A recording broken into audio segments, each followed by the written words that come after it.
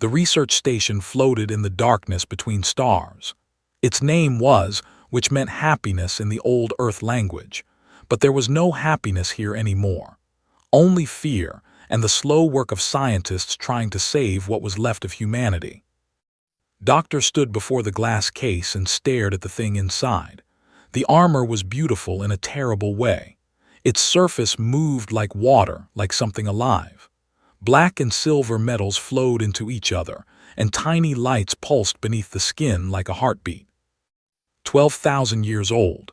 That was what the test said. 12,000 years, and no one knew who had made it or why. But everyone knew what it could do. Had read the reports.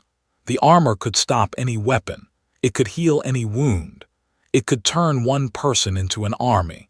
And for 300 years since humans first found it on a dead world, it had rejected everyone who tried to wear it. 47,000 people had tried. Soldiers with perfect records, scientists with brilliant minds, leaders who had won impossible battles. The armor refused them all. Some walked away confused. Some went mad. 17 died, their brains burned out by the neural feedback. The door behind her opened. Commander walked in, his face gray with exhaustion. "They found us," he said. Felt her heart stop. "How long?" 6 hours, maybe less. Looked at the armor. A fleet, 47 warships, 3 carriers. "And us?" 3 frigates, 2 transports. He laughed, but there was no humor in it. "We need to start the evacuation now." Did not move. She kept staring at the armor. "One more try." "We don't have time." "One more try." She turned to face him. "Is ready. She has the highest compatibility score we've ever seen, if anyone can bond with it." "And if she can't?" "Then we put it in a transport and run, like we always do." His voice broke. "I'm tired of running. 60 years, Earth is gone, our colonies are gone. We're dying, and this thing just sits here, waiting for someone worthy." Was silent for a long moment, then he nodded. "One try, then we go." They brought in 10 minutes later. She was 32 years old, a former soldier turned engineer. She had fought in 12 battles and survived wounds that should have killed her. Her mind was sharp, her will was iron, and every test said she was the perfect candidate. Approached the armor slowly. Her hands were steady. She had prepared for this moment for 3 years. "I'm ready," she said. The glass case opened, reached out and touched the armor's surface. For 1 second, nothing happened. Then screamed. She fell backward, blood pouring from her nose. 2 medics rushed forward and caught her before she hit the ground. The armor sat motionless in its case, unchanged, uncaring. "Get her to medical," ordered. Her voice was empty. "And start the evacuation." The alarms began to wail. Red lights flashed in the corridors. People ran past the artifact chamber, carrying children and supplies, trying to reach the transport ships before they arrived. Did not move. She sat down on the floor in front of the armor and stared at it with hollow eyes. "What do you want?" she whispered. "What are you waiting for?" The armor did not answer. The door opened again. A young woman stumbled in, almost tripping over her own feet. She was small, plain-looking, with messy hair and tired eyes. Her name tag said Research Assistant. Doctor's voice was high with panic. "We need to go. The transports are leaving in 20 minutes. Did not look at her. "Go ahead, I'll catch up." Started to leave, then stopped. Her eyes fell on the armor. She had seen it before, of course. Everyone on the station had, but she had never really looked at it. Now, in the red emergency lights, it seemed different somehow, almost sad. "That's the thing that kills people," said softly. "It doesn't kill them," replied. "It rejects them. There's a difference." "Is there?" Finally looked up. "Why are you still here?" Did not answer. She was walking toward the armor now, her feet moving without her permission. She thought about her parents who had died when Earth fell. She thought about her younger brother who was probably already on a transport, scared and alone. She thought about 60 years of running. "Don't," said standing up. "It will kill you." "You just said it doesn't kill people." "You're not a soldier, you're not a scientist, you're nobody." Stopped in front of the armor. "I know." She placed her hand on its surface.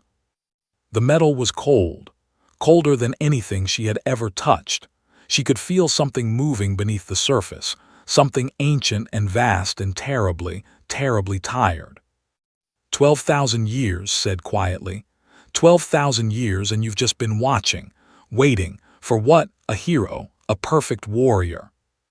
The armor was silent. "There are no heroes left," continued. Her voice grew stronger.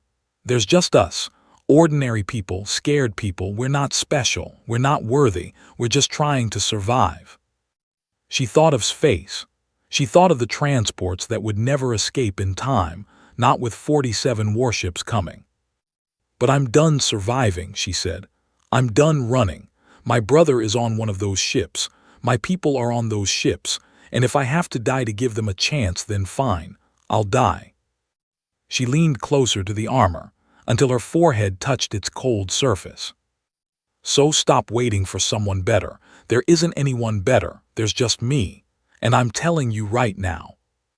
She took a deep breath. "Let's end this." For a long moment, nothing happened. Then the armor began to glow. It opened like a flower, plates of metal separating and folding outward. Light poured from inside, warm and golden, nothing like the cold surface. Stumbled backward, shielding her eyes. Did not move. She felt the armor reaching for her, not with hands but with something deeper. It touched her mind and she saw things she did not understand. A civilization of light. A war that consumed galaxies. A weapon built for the one who would give everything. The armor closed around her. And for the first time in 12,000 years, it found someone worthy. Not because she was strong, not because she was special, but because she meant every word. "Let's end this." Floated in darkness. She was not afraid. The darkness was warm, like a blanket, like her mother's arms when she was small. She could feel something holding her, something ancient and kind. Then the visions began. She saw a world made of crystal and light. Beings lived there who had no bodies, only thought and energy. They had existed for millions of years, building wonders that made the stars look small. But something came for them, something hungry and endless. A war began that lasted 10,000 years, and slowly, terribly, the beings of light began to lose. In their final days, they built a weapon. Not a bomb or a ship, but a suit of armor. They poured everything they had into it, their knowledge, their power, their hope. They designed it to bond with a single person, to make that person unstoppable. But they knew that power without purpose was dangerous, so they added a condition. The armor would only accept someone who had truly given up on their own survival, someone who wanted to die not from despair but from love, someone who would say, "I will end, but my people will not." They called it the mantle of ending. The beings of light died. Their enemy died too, eventually. The universe moved on. The armor drifted through space for thousands of years until a human ship found it on a dead world. And it waited.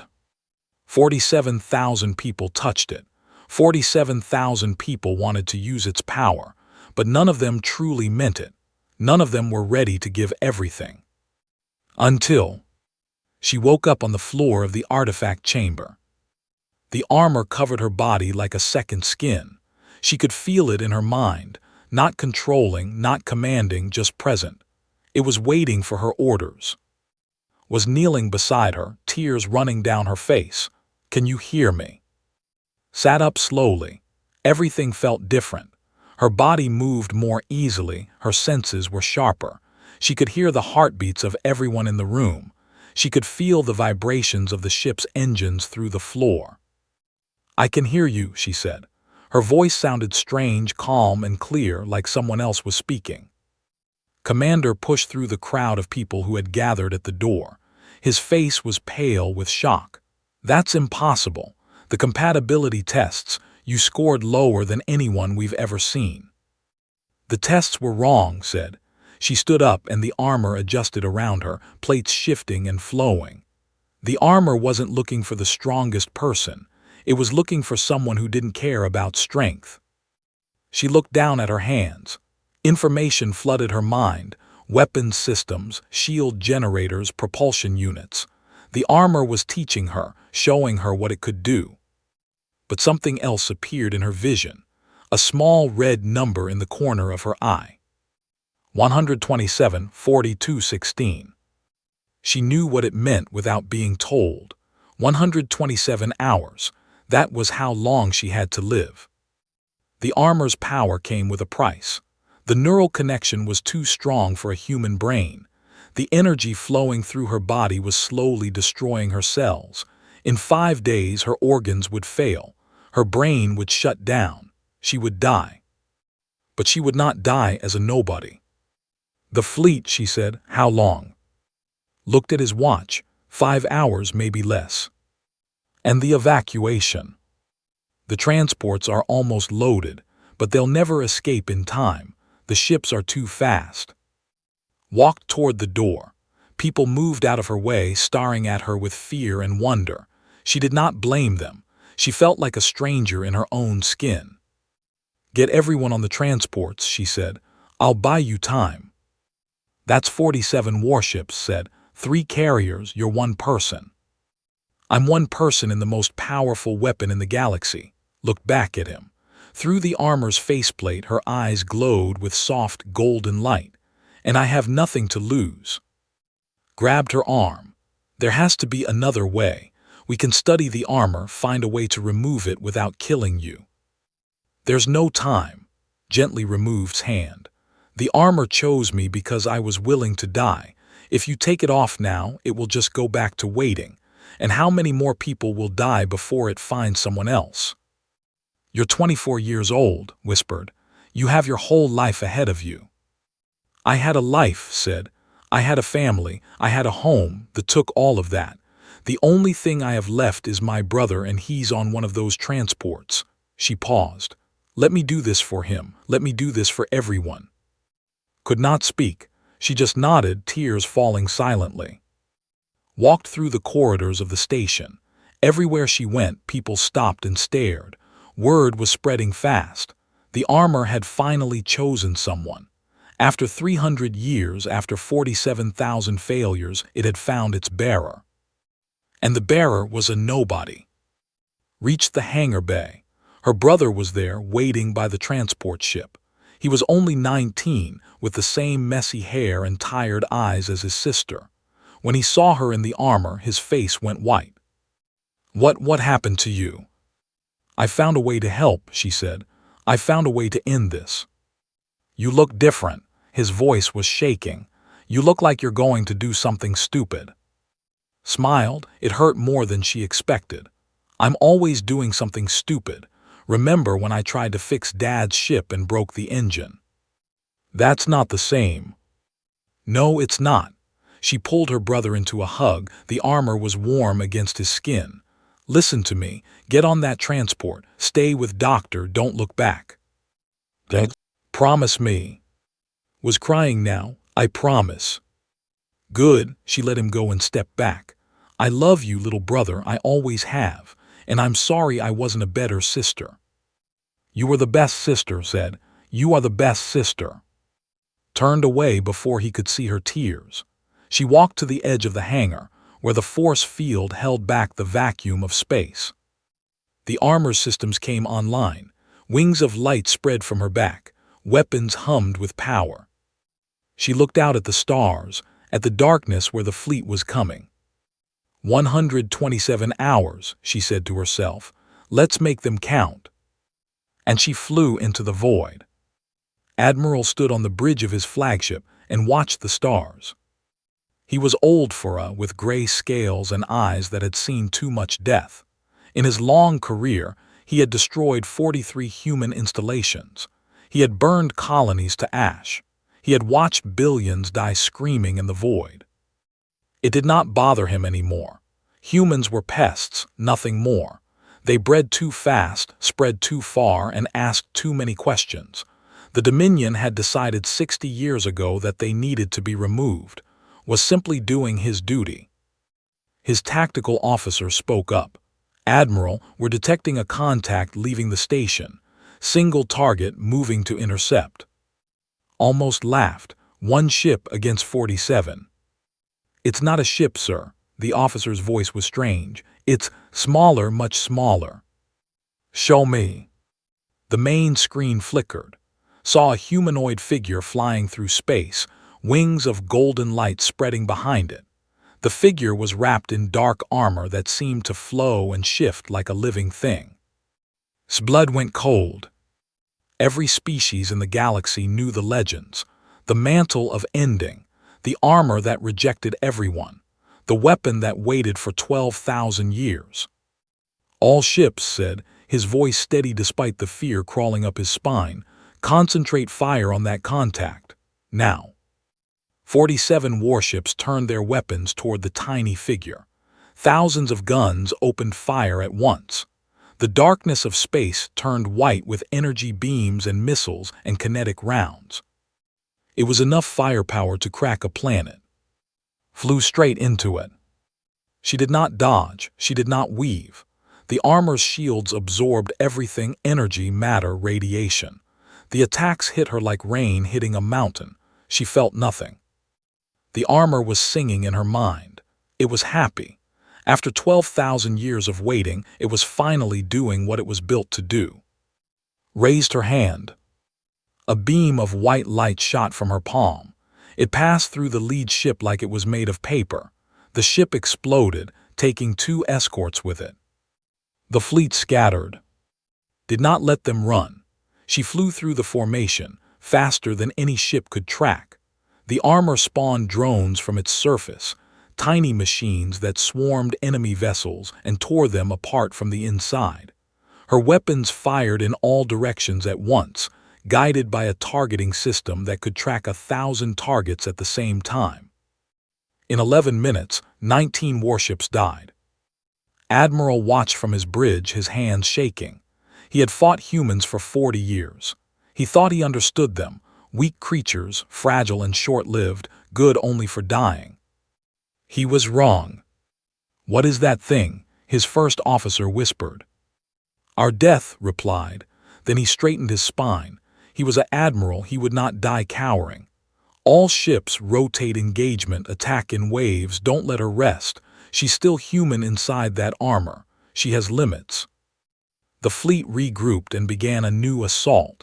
Ships attacked in sequence, one group engaging while others recharged their weapons. They did not try to destroy her. They tried to exhaust her. Felt the change in tactics.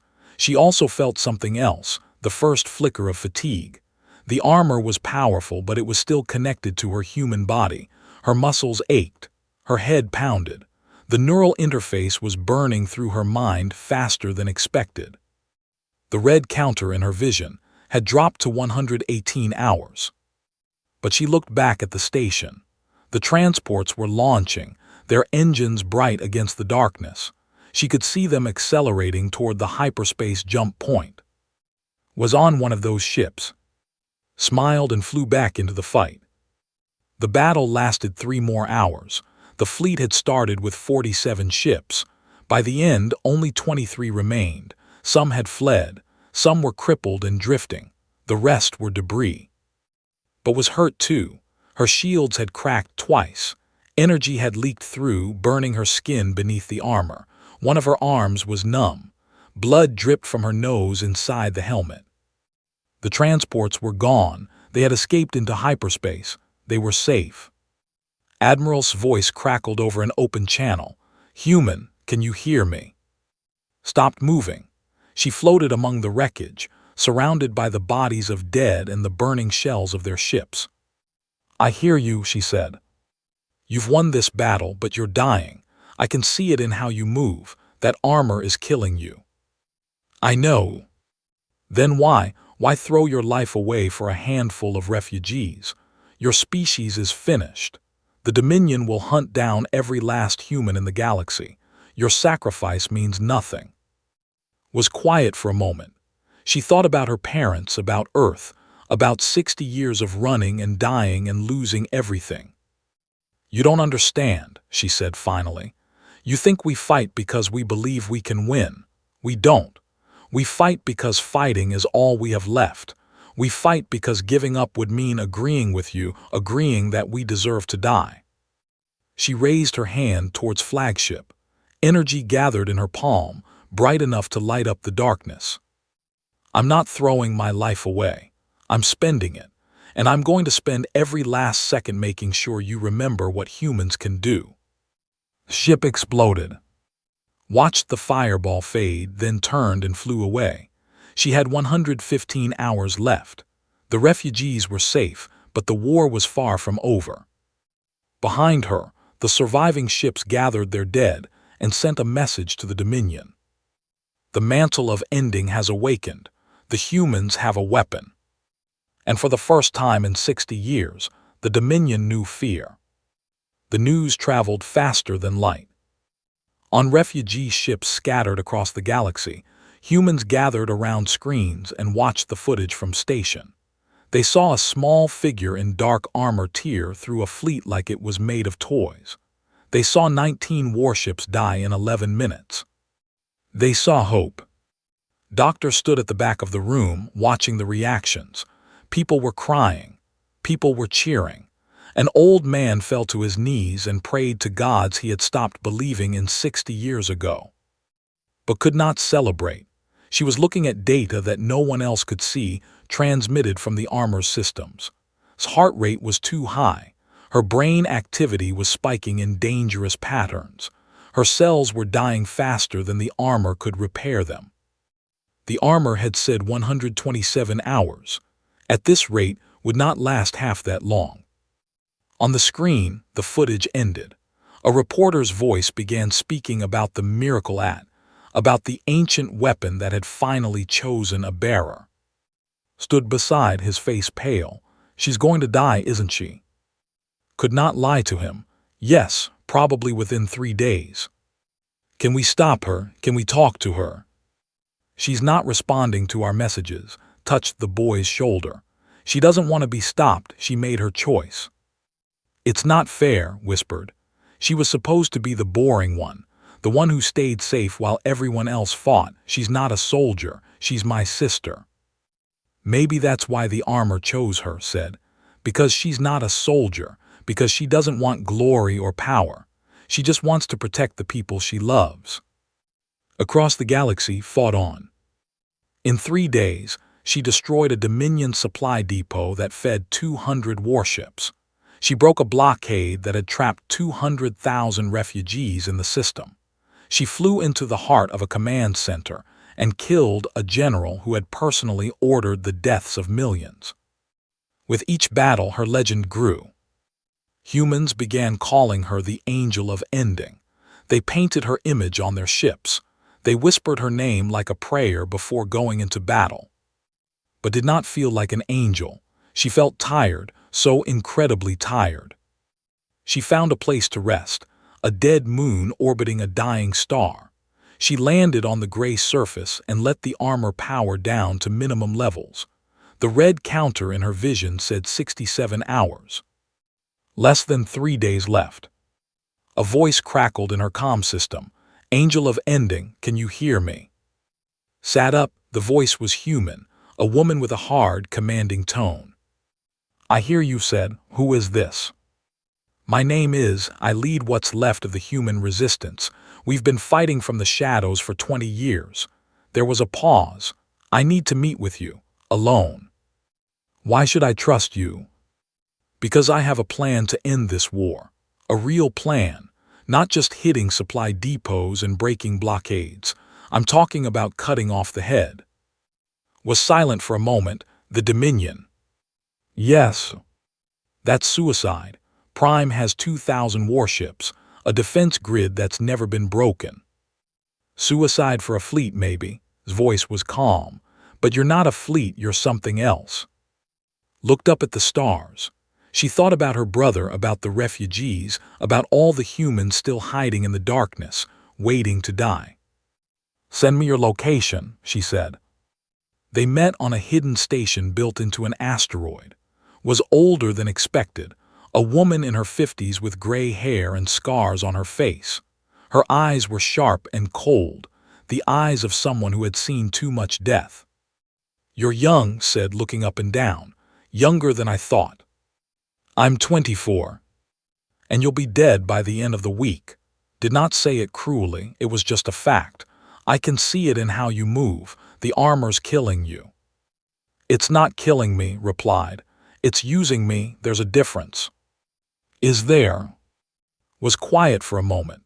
Through the neural link she could feel the armor's consciousness, ancient and patient and sad.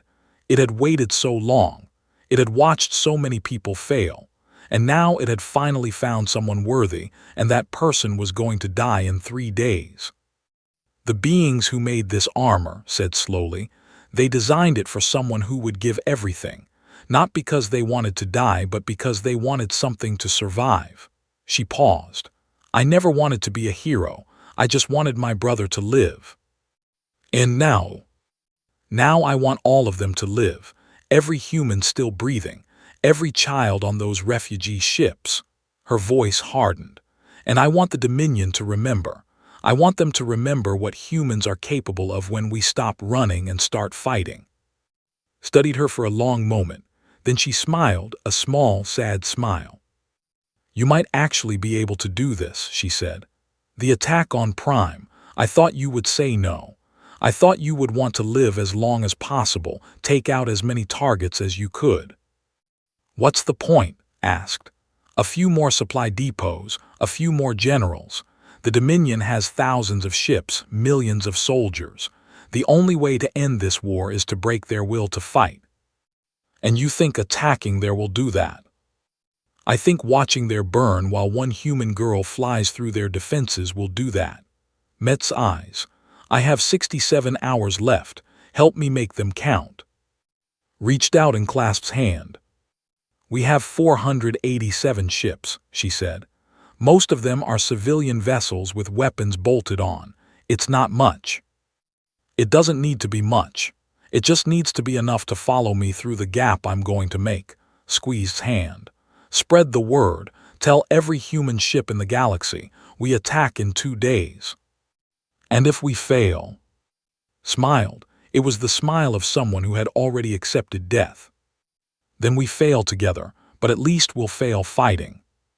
Prime hung in space like a jewel of death.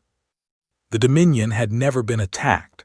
Its defense grid was the most powerful in the galaxy, 10,000 weapons platforms, each one capable of destroying a battleship with a single shot. 2,000 warships patrolled the system in perfect formation.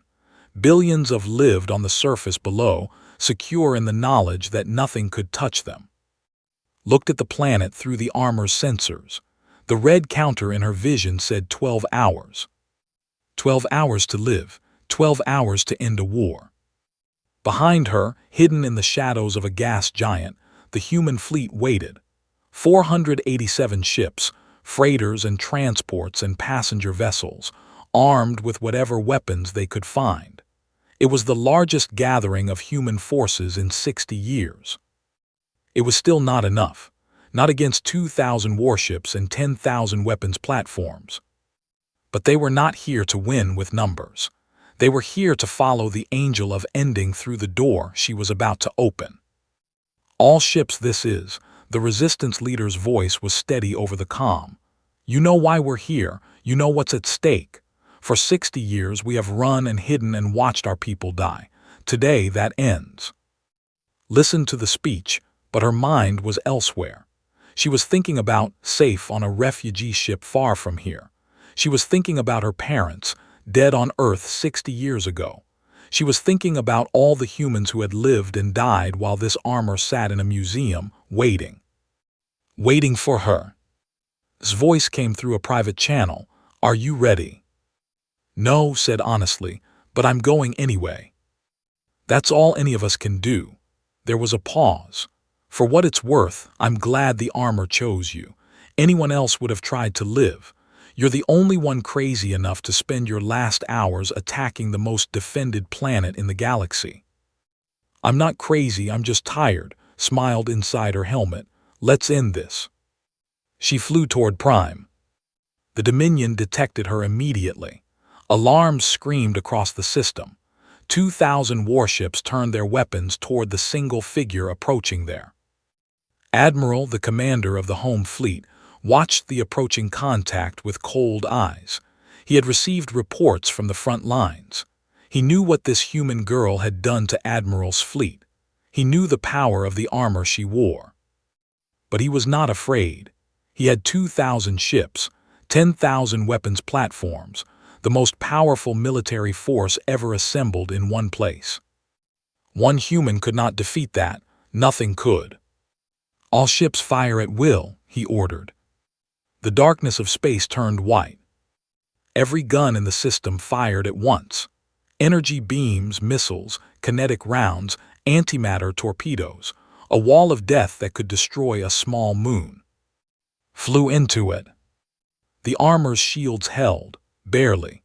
She felt the energy tearing at her, trying to break through. Warnings flashed in her vision. The armor was taking damage. Her body was failing faster, cells dying by the billions. But she did not stop. She could not stop. She flew past the outer fleet, dodging and weaving between warships that tried to block her path.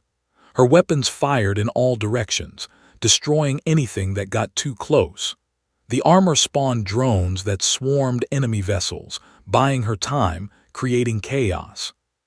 The defense grid loomed ahead, 10,000 platforms arranged in a sphere around the planet. Each platform was the size of a small city. Each one was designed to kill anything that tried to pass. Did not try to destroy them all. She flew straight toward the central control node, a massive station at the heart of the grid. If she could reach it, if she could interface with its systems, she could shut down the entire network. The platforms opened fire. Beams of pure energy tore through space, each one powerful enough to crack a continent. Shields cracked and reformed, cracked and reformed. She felt burns spreading across her skin. Blood filled her mouth. The counter in her vision dropped. 11 hours, 10 hours, 9 hours. She was dying faster now. The armor was burning through her life force to keep her alive, to keep her fighting. Every second cost her minutes. Every attack cost her hours. But she was almost there. The central control node loomed before her. Its weapons fired at point-blank range. Her shields finally shattered. Energy burned through the armor, searing her flesh. She screamed. But she reached out her hand and touched the station's hull. The armor interfaced with the ancient technology. It was built to end wars, to break empires. Given access to any system, it could rewrite, corrupt, destroy. The defense grid went dark. Now screamed into her comm. 487 human ships poured through the gap. They weren't outmatched, but they were also furious. 60 years of genocide, Earth reduced to ashes, billions dead. Today they would have their revenge. The Battle of Prime lasted 6 hours. Fought until she could no longer see. The armor kept her moving when her muscles failed. It kept her heart beating when it tried to stop. She destroyed ship after ship, platform after platform, until there was nothing left to destroy. The Dominion fleet broke. Ships fled in all directions. Others surrendered, their crews too terrified to fight. On the surface of Prime, cities burned. The palace of the Dominion Council collapsed into rubble. And then fell. The armor had given everything. Its systems were failing. Its power was gone. It had kept her alive far beyond what should have been possible, but even ancient technology had limits. She floated in the debris field, surrounded by the wreckage of 2,000 ships. Her body was broken. Her mind was fatting. But she was smiling. She had done it. She had ended it. 12 hours later, Doctor found her. The medical ship had followed the fleet, waiting for the battle to end. Had watched the footage with tears in her eyes, flying through the defense grid, shutting it down, opening the door for the human fleet. Now she stood over his body in the medical bay. The armor had detached, floating beside her like a faithful guardian. Its surface was dull and its light faded. But was breathing. "That's impossible," the medical officer said. "Her cellular damage, she should be dead 10 times over." Looked at the armor, she understood. In its final moments, the mantle of ending had diverted every last bit of power to saving its host. Cellular reconstruction, neural repair. It had given everything it had left to keep alive. Because that was what it was built for.